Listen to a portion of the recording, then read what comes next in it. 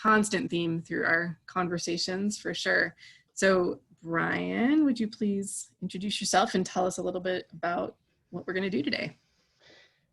Happy to do so. Thank you for having me. And even just chiming in and seeing all the workers from all around, I feel even more heartened already because before we even started recording or people were let into the room, we were just reflecting on how many awesome humans are out there doing the work. And that's what fills me up, and happy to share our little version of kind of pushing the rock up the hill. And so my name is Bryan Clement. I'm Director of Programs and Partnerships from Dovetail Learning. And I will go ahead and share my screen so that we can kind of get off and running. And again, this is our time together. And so I do invite and appreciate tremendously participation and engagement as best you feel comfortable, always inviting as many of you as I can to get involved and engaged. So today, just a brief overview of our approach. We are resilient is the term for it. We will touch lightly on ACEs and stress, and then really focus on the earliest parts of our approach called protective patterns. And a couple of those we will zoom into, and then a couple of our centering skills. As you will soon see, there are a lot of opportunities to engage with this work, as well as there's a lot of depth. So I'm going to consciously kind of go fast and then hover and slow down in certain areas, knowing that I'm going to focus on a bit of an overview perspective of our program and approach. Ultimately, it's an honor to work for a company where we name explicitly what our vision is: a world of kind, connected human beings. And we're on that mission for strengthening resilience in adults and children. And just a little bit of a history of the program itself. I think it bears noting that I am also a former teacher, former principal. And so this Dovetail Learning has over a decade in the field of social and emotional learning. And so I like to call this a bit of the origin story of the program because I think it plays to this group. Obviously, with social emotional learning, CASEL is sort of symbolically the representative of the importance of social emotional learning within our realm. And specifically, it became clear through numbers of trainings that the adult social emotional learning, which CASEL has as focus area 2, and they define focus area 2 for successful implementation of social emotional learning as the opportunity to cultivate a community of adults who engage their own social and emotional learning, collaborate on strategies for promoting SEL, and model SEL through the school. And so it really became clear to us that not only is it focus area 2, but I think it's the most essential ingredient in school climate and SEL as a whole. And of course, within that context of partnering with schools, we have this partnership or the position of PBIS as a framework. Rarely did we show up at a school, or did I show up at a school where there was nothing already in place, right? It's some version of moving towards an action. And so part of the art of trying to really leverage the gifts and talents of a school climate is to figure out where they are, what they are doing. And then ultimately, about a few years ago, the concept of ACEs, and I use that wonderful ACEs connection, and I see people from ACEs connection on here. Hi, Karen. Started to bring awareness of trauma and what trauma-informed learning, and ultimately what evolved into this idea of healing-centered schools. What and how might those look like? And focusing in particular in this combination and mixture of best practices, adult wellness, and the idea of trauma-informed learning. And it was through this mixture that we came up with this concept of we are resilient. And very explicitly, that term came from our, the idea of working on adult resilience came from we are resilient and the traditional structures of PBIS that say be safe, be respectful, be responsible. And for us in our consulting partnership model, as we started to integrate these themes, we wanted to put an emphasis on the value of language and how important it is to modify that language into we are safe, we are respectful, and ultimately we are resilient, because this is an all of us paradigm. And within PBIS, and I love it as a framework, but be safe, be respectful has a sort of bifurcated nature to it, right? There's a power dynamic. And when we use the term we are resilient, it helps messages to children, the staff, and the families that we, in fact, are the ones that create climate by virtue of our choices, our engagement, and the way in which we work together. So that's kind of the lens of it. And the message of hope is that we, in fact, are the cure. Together, we can be that thing for each other. And obviously, it goes without saying, these are unique times, to say the least. And I myself show up as a father of 3 right now, doing a lot of runaround and hushing, and daddy's going on. And my wife just got admonished by our kindergarten teacher somehow through the process, right? So life is full and we have our challenges.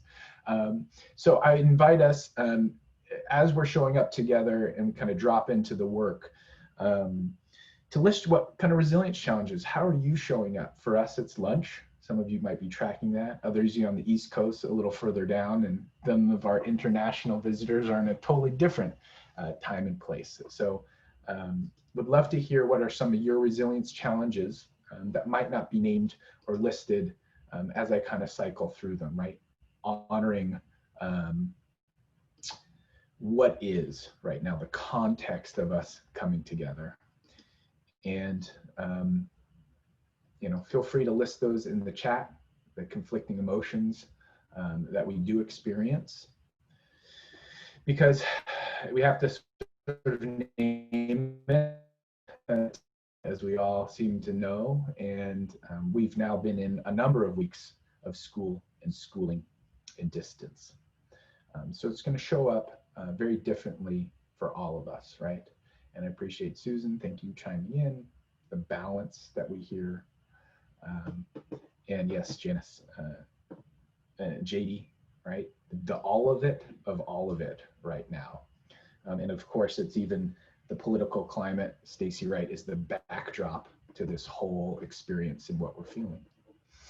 So all that being said, to start and go first and to model what we do, at this time, I'd love you to just take a moment of silence. I will bell us in and listen to your body, notice what you're feeling. I like to put one hand on my heart, one hand on my belly hand, and really focus on the sensation of breathing, the rise and fall of my belly and chest hand. So together we'll check in, chime in, and notice what you notice about how you're showing up.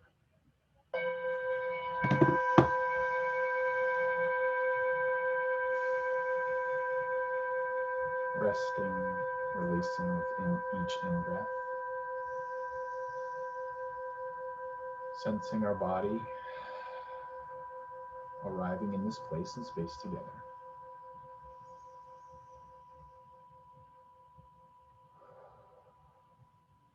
Just noticing what you feel in your body and out.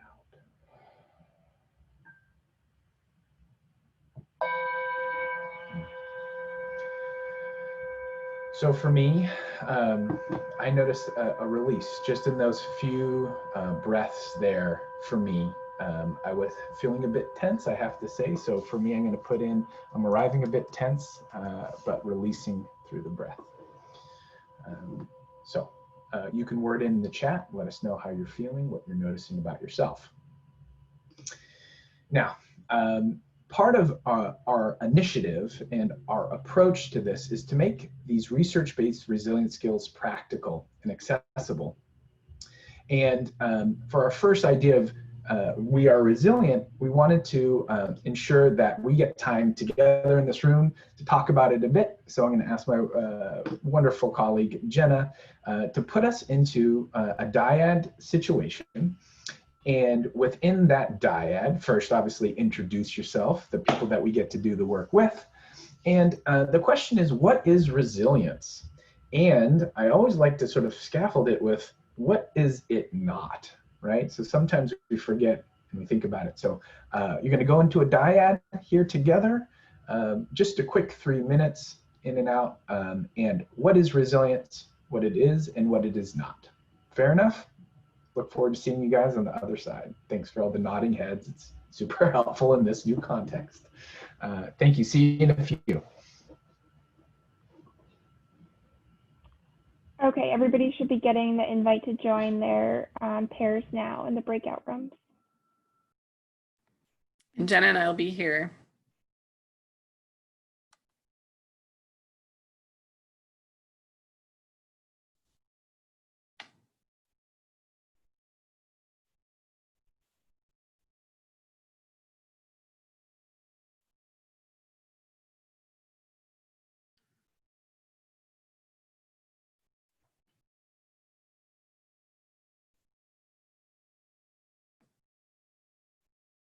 Welcome back, everyone.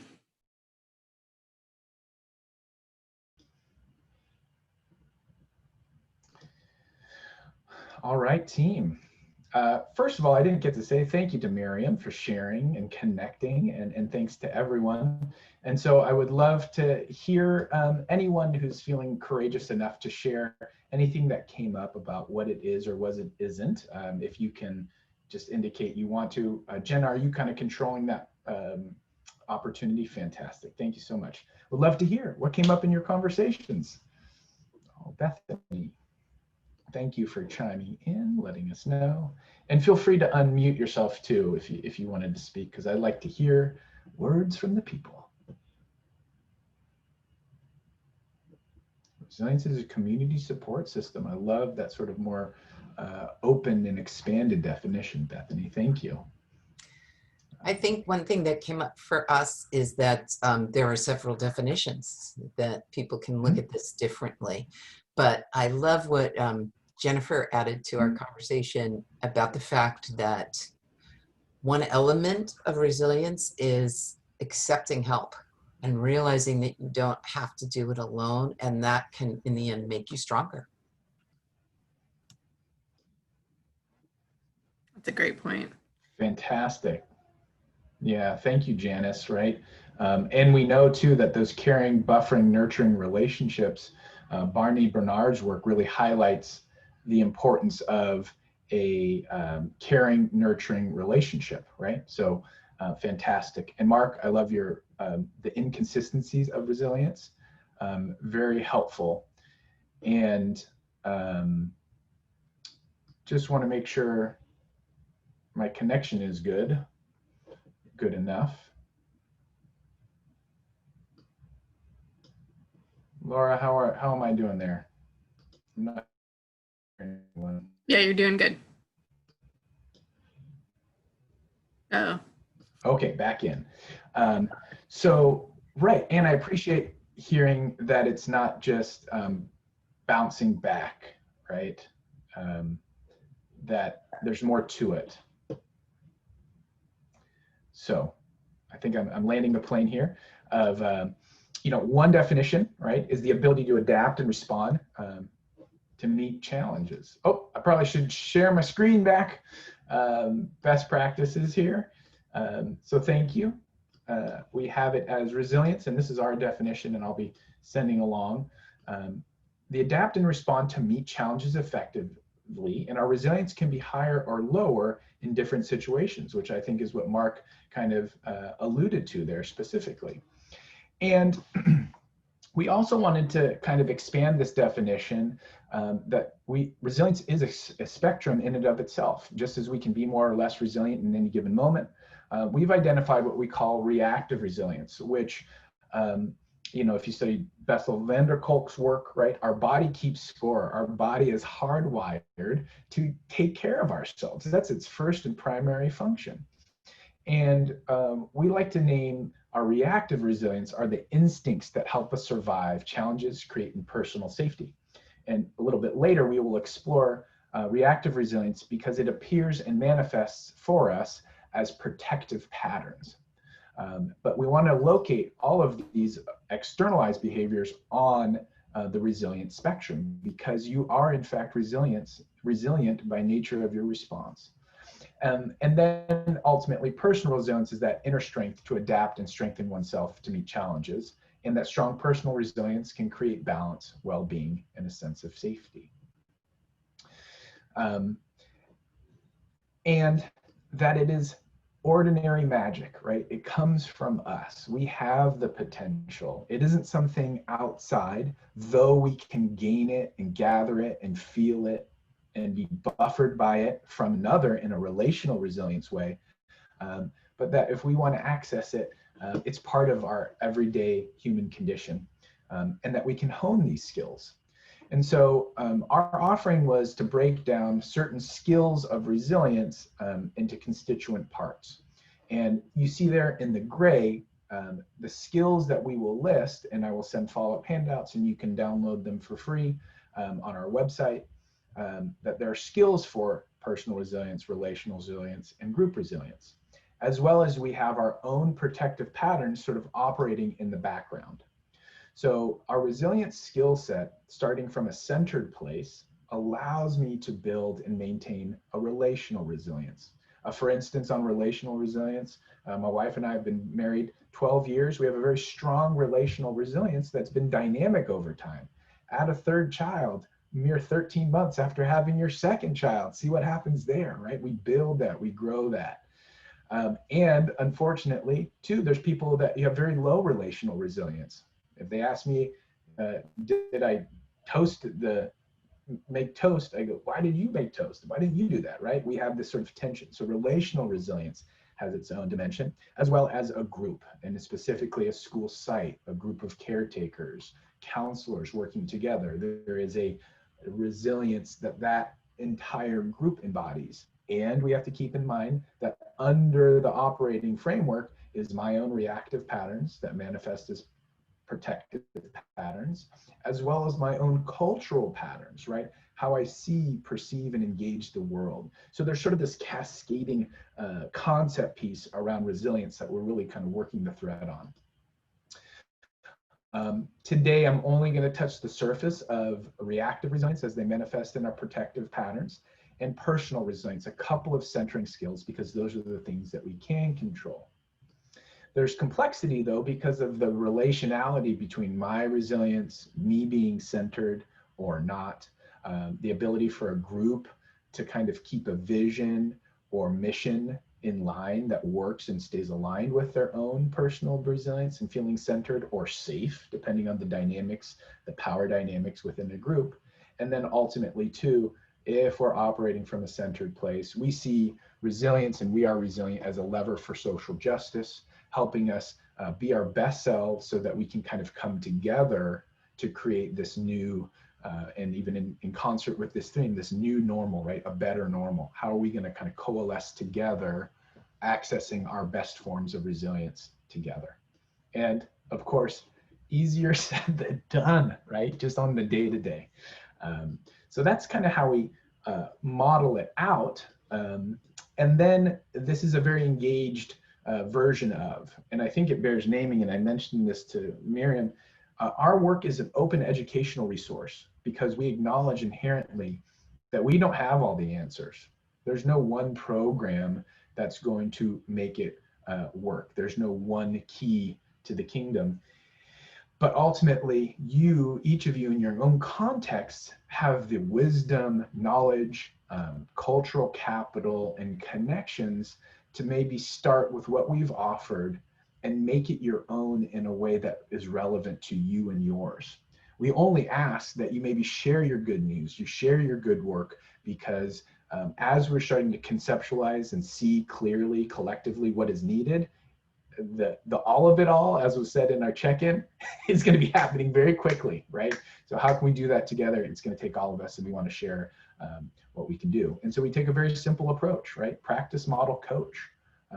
If I can be my most resilient self and I can practice that, maybe I can model that for others, and then together we're moving forward.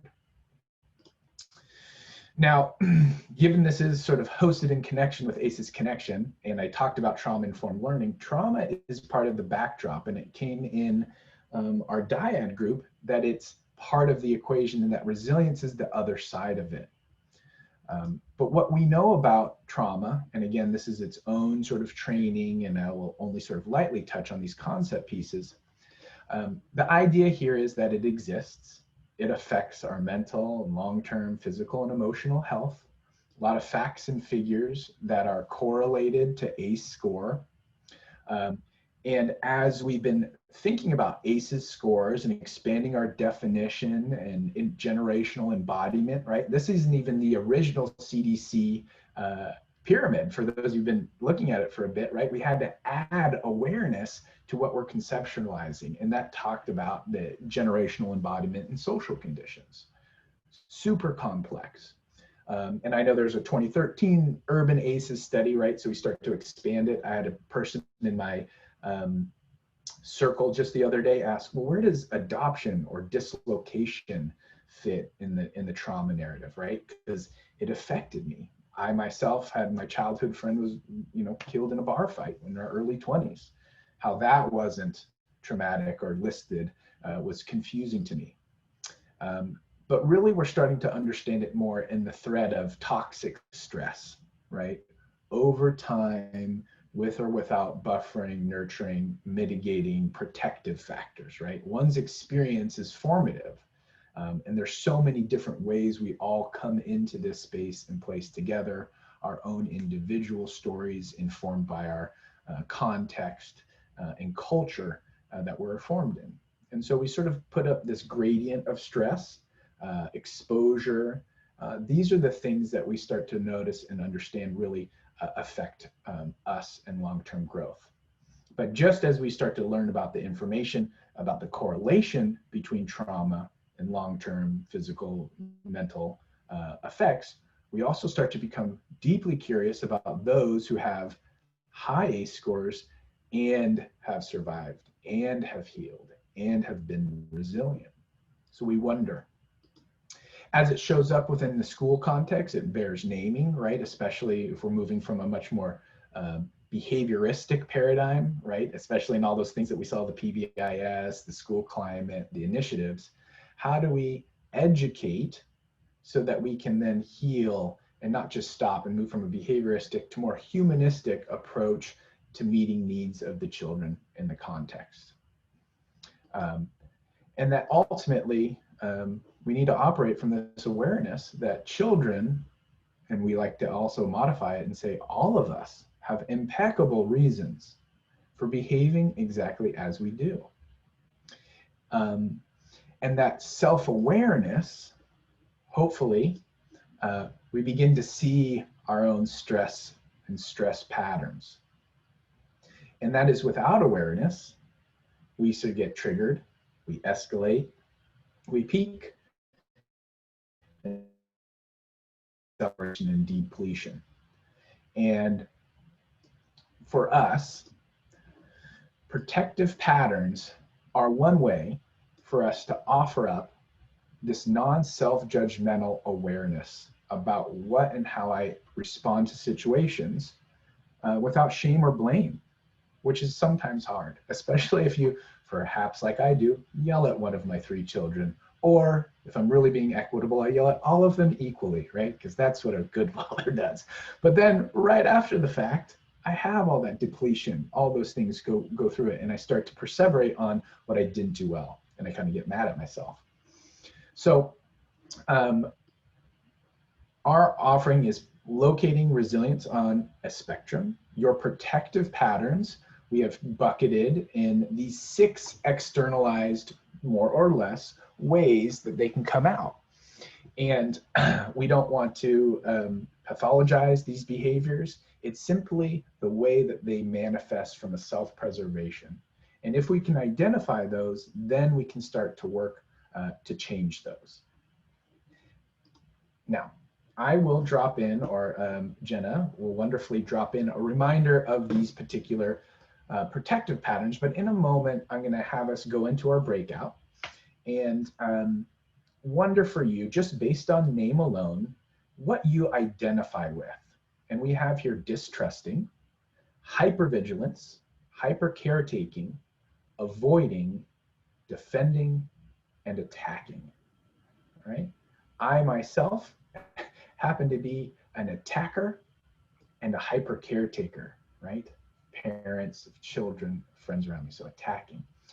And Laura's already jumping the gun, thank you, right? The question here in your next 3 minutes, Jenna, is to conceptualize or talk with your dyad person about what you might think is your go-to protective pattern, all right? And then we'll come back, hopefully share a little bit and move forward together. All right, so thank you, Jenna, for facilitating that. Okay, everybody should be getting the invite now to join the room.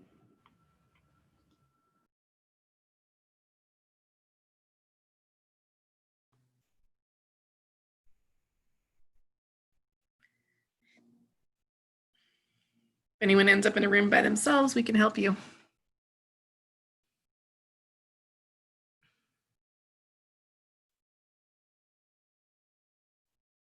And it's totally fine if you can't join, you can just hang out with us.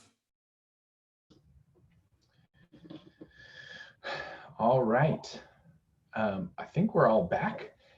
Did anyone have any insights? And I'm going to pull up my chat.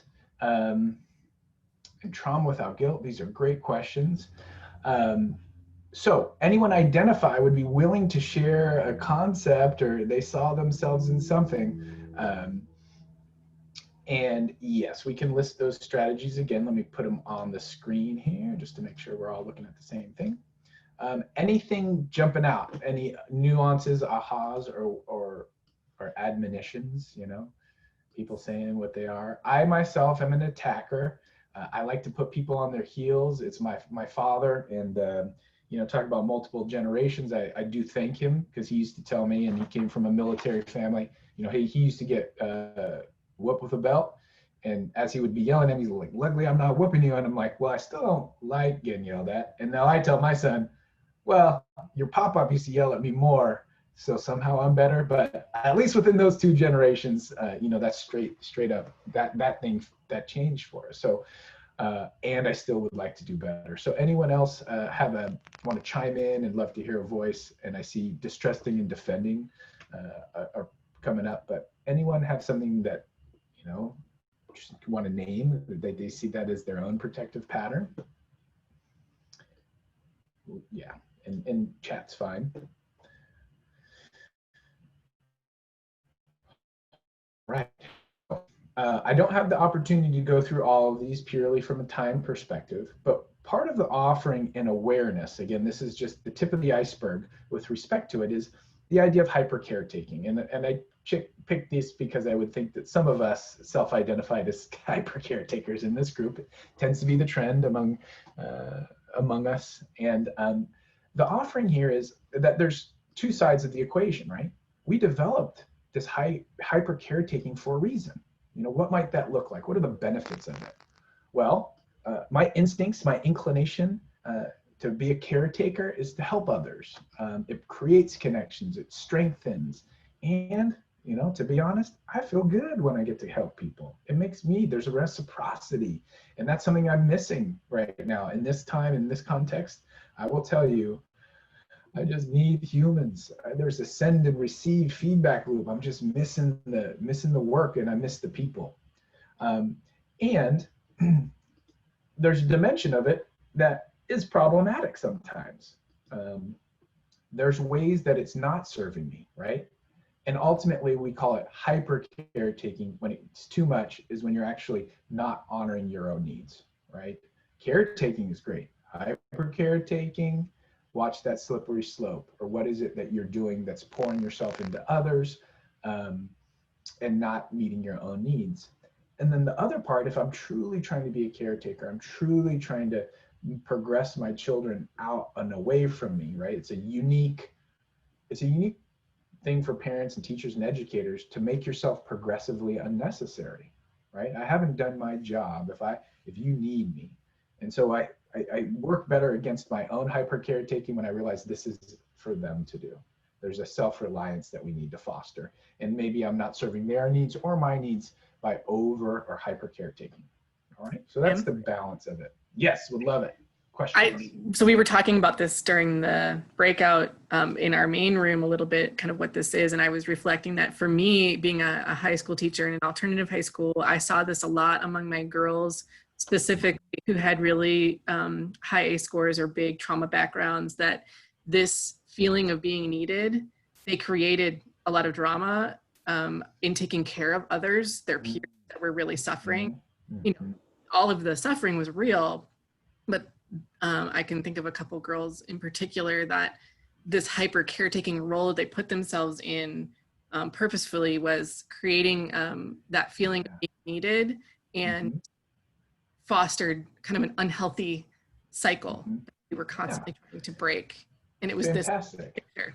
Yeah, that awareness of, whoa, am I creating that drama, right? And there's difference between drama and trauma, but we can kind of create drama that spins around a trauma, right?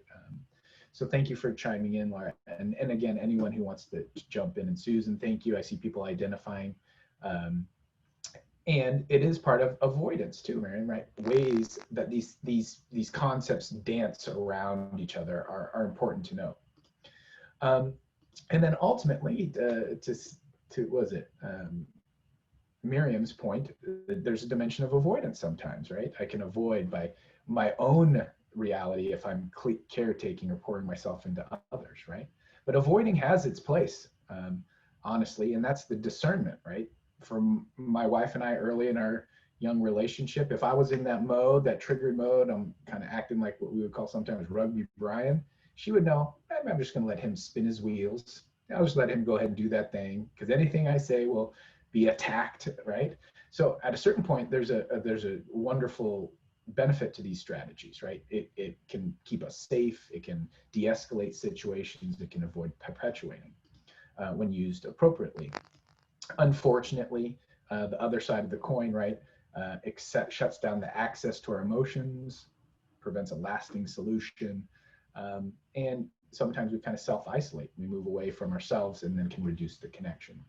So these are just sort of two of the drill downs of the protective patterns. And even I'll do it now while I'm thinking about it.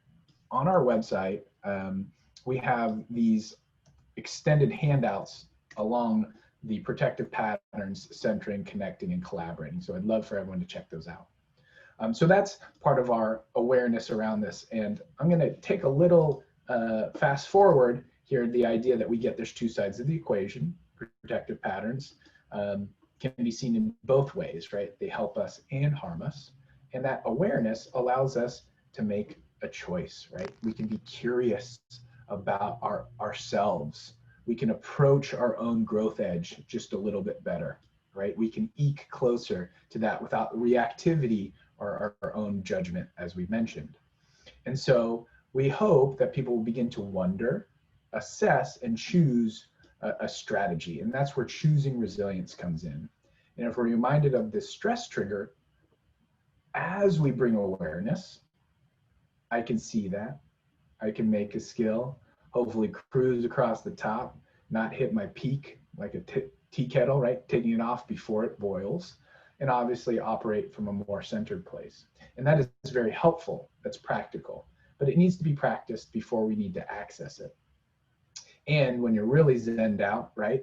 If I was going into a meeting with, maybe we'll call it that parent, there's steps and strategies I can use to even walk into that room and know whatever's coming, whatever kind of crazy is coming at me, I can then stay centered, right? Anticipatory resilience is how we frame that. Well, this just made me laugh, right? Centering is our own choice. Those are parts that are inside of our control, and there's skills to build it. And so humor for me is sort of one of our ultimate reframes, which is one of our skills, but we will not be looking at that right now. Our centering skills are listed here. Noticing myself, breathing mindfully, letting go, finding gratitude, positive reframing, and nurturing myself. And we're just going to only hover on two. And just based on that list, and to preserve time and make sure I can crack it open for a conversation, if you'd be so kind, again, these are research-based skills that we've looked at, and all of you probably use in some way. So I invite you in your chat, what are existing centering skills. For me, breathing mindfully is a practice that I've recently finally really started to use just in the last 2 months for myself. So I think that's important to note that we have these skills in us. They're simple and we can access them if we have the time. So noticing myself, right? That self-awareness again starts with a moment of inquiry, a curiosity about what we might be experiencing. What am I noticing, sensing, feeling? Are my protective patterns being triggered? And is there stopping me, something for me from being able to notice, right? Distrusting, busying myself is avoiding. Sometimes I don't even allow the time or space to listen in because sometimes I don't like what I'm feeling or hearing in that space. So am I able to notice? Now there's a lot of complexities even within this simple skill because it involves our emotions, right? Insert Mark Brackett's work here. One can spend a lifetime in this field, right? The emotions are the glue that hold us together. And specifically, when I notice myself, as I try to perceive myself, both my reactions, the internal narrative, both with distrusting, I can distrust others, I can also distrust myself, right? What am I saying to myself? What am I backing in and out of that could be problematic? My body is a wonderful source of information that's on. And then the fact that we want to honor the intelligence of our emotions. And depending on your cultural patterns or your formative years, accessing emotions is something new. And so as a step, again, towards the edge of your own growth edge, as we look down, I heard this wonderful quote, I think it was the Happy Child Summit or the Positive Education Conference, but it has this idea of wonder that I talked about. How can I look at my emotions with a friendly curiosity? What are they telling me, right? And if people are writing things down, Laura, I'm happy to send the slide deck to people or however you kind of finish up. I'll do all the best practices here. And it was being recorded, so you can always go back to them. And then not only that, honoring that there's information in those feelings. And that gets tricky because I know for me, I will say it, crying wasn't a thing. Hiding, there's a stoicism. Oops. Oh, my big comedy reveal just got blown through. But I want emotions, negative emotions is problematic because the emotions themselves have information. And sometimes people I've found spend time thinking about how they could not feel that feeling, right? Or that feeling is itself bad. There must be something wrong with me because I got pissed. Am I a rageaholic? Someone said that. What's a rageaholic? Am I that? What's going on? What happened? What is that? But if I listen in to something, that anger actually has a reason, right? A violation of a value. That's how substantive change happens. That's how social justice work works. That's why people march, because something is not right. And I can access and use that emotion to inform my decisions. As a raised Catholic, guilt was always a tricky thing for me to negotiate. I didn't know what that was. But even seeing that listed here, right? I violated my own standards. I can learn from that. So if I approach it with curiosity, I approach it with learning, these quote unquote negative emotions can actually be very informative. They can help me move into possibility. And that's what we call it. Wonder, assess, choose allows me to move into possibility. And, just because all of us are educating, but it's hard right now. I myself am feeling the feels. And like I said, it wasn't until I really started doing social emotional work and worked with our team that even the idea of just letting tears happen, the cathartic nature of a cry as beneficial was amazing to me. So as I'm noticing my emotions, if I want to let them out, I can do that. And right now, I want to offer this skill of nurturing myself as a form of resilience. And I do hope that the inquiry can be about how can I nurture myself? And my last question to the group, please feel free to put in the chat or unmute yourself or raise your hand. When I say the word nurture myself, how do you hear that different than self-care? Because that was one of our big distinctions. How is self-care different and distinct from nurturing myself? What did those two phrases evoke differently? Or if there's a different felt sense, I'd love to hear that, either in the chat or unmute.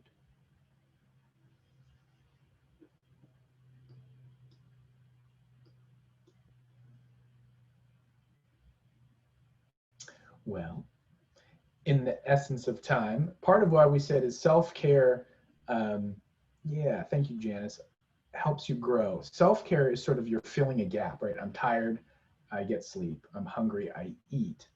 And nurturing ourselves, we wanted to take a sort of more comprehensive look at all the dimensions of self that we have, right? Self-care and even the modeling that Dr. Burke Harris is doing is in the physiology, the exercise, the sleep. All these are beneficial. These are wonderfully well-documented, wonderful ways to access your resilience. And the awareness that there's so many dimensions of who you are that need to be fed. For instance, it was 48 days into the first part of shelter in place that I had not yet seen my buddies or had a social Zoom where I just got to be me, right? So accessing that. So we invite you to nurture yourself. And my final offering here is that nothing of what we say, no practice, would work without the commitment to change. And Tal Ben-Shahar mentioned this in a way that really stuck with me is Socrates has the phrase, to know good is to do good. And we say, well, that's not so true because we know we're supposed to eat right, we know we're supposed to sleep, but we don't. And it's actually the theologians and the wisdom traditions that help move ideas into action and behavior change. And he used this example of reminders, repetition, and ritual. And my simple change that allowed me to breathe more is every time I make a coffee pot and it's percolating, I do my breathing. So I'm writing that into a practice to change because ideas and practice are two different worlds. And how can you move that into change? So those are our centering skills. And as I fly into the end here, I just wanted to be very thankful and appreciative of all of you spending time, sharing gratitude, giving gratitude, not only for the people who are on this call, but doing the work, as we like to call it, collectively and in your different places. And so I just appreciate it. And I want to say, how can I help? Any questions? Laura, take me away, show me what I'm supposed to do. Figure it all out for me. This has been great. So people can post in any questions they have. We have some things to share with you at the end. But yeah, if anyone has any last questions, now would be the time. And we'll make, Bryan, you said we could make the slides available, right? Yeah, I will send you a PDF of the slides. Okay. And then one of the things that we are offering is what we call resilience circles. It's another way in which we can kind of access, and it's really for us, it's for each other, it's for the people in the group. It's not a direct instruction, it's a circle. And we have one starting on the 28th for educators. Adriana happens to be in one from New Zealand, and it's been great. But that's our small offering of We Are Resilient. Obviously, there's a lot that we couldn't cover here, but hopefully there are some concrete takeaways. But, you know, Yeah. to you. But thank you for your time, and happy to sign off. Yeah, thank you for sharing everything that you guys are doing. I think that's just, this idea is so needed, right? Chris says, please unmute me. Yes, I just wanted to chime in because this is, for me, a real beautiful type of interaction. I did introduce to the folks that I did chat with. Calling from, speaking from Baltimore, Maryland, and I work with a homeless act team. We work with we target those who are severely mentally ill and struggling with homelessness, addiction, and company. So it's really already an intense trauma environment, and so we consistently try to find ways to basically nurture instead of I think I prefer nurture to caretaking, because when you bring nurture into the conversation, it becomes an active seeking and using resource to kind of try to get yourself in hold so that you can keep giving. So that for me is just what I wanted to chime in. I really appreciate the forum, for us to be able to interact at this level, and just also letting us know that spirituality has a lot of what contribution to this, so that those practices that we're able to integrate on a daily basis helps us to keep our heads afloat in the fight that we do every day. Thank you, Chris. And again, you mentioned it, just the caretaking, the nurturing of others comes with our own stressors, the vicarious trauma, the compassion fatigue that we're all experiencing. And so we wanted to offer this as a way for you to nurture yourself, some strategies to remember, so we can continue to do the work and we don't just fall down after working so hard together. So thank you. I appreciate Absolutely. that. And love to connect with anyone who wants to use our work and adapt it to your context. So happy to share. Thank you. Yeah, thank you for reminding us to save the chat, Adriana, as always. And yes, we have a great Better Normal tomorrow with our colleague Raphael. We invite you to join us. We won't be meeting next week. I'll send out a blog reminder. We'll reconvene after that, and we will send out an email to, Jenna has a magic way to send out an email to all the registrants with the PDF of the slides. So until then, I won't see you next week, but I will see you in 2 weeks. And thank you, everyone. Take care of yourself. Laura. Appreciate it. Thanks to everyone. Thanks, Brian.